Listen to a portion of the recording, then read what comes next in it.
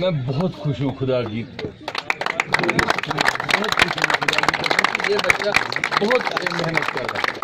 खबर तो एक बार बिलीव मुझे टूर, इसको मैं बोल रहा था कि क्योंकि मुझे इनको लेना है शहादरा शरीफ टूर पे, अगर ये भी आएगा तो अच्छा 50 लोग। मैं उसको बोल रहा था गुलाम हसन से मिल लो, आपको भी हम उस ग्रुप में शामिल कर, जरूर इंशाल्लाह जरूर आएगा हमारे साथ, हमारा क्या जाएगा।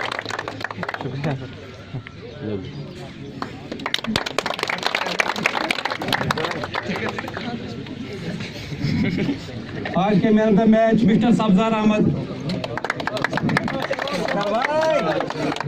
और मिस्टर सब्जार अहमद पूरी सीरीज में 1 सेंचुरी और 250 लगाकर मैन ऑफ द सीरीज भी मिस्टर सब्जार अहमद जी है, तो ये अवार्ड भी इसके साथ दीजिए।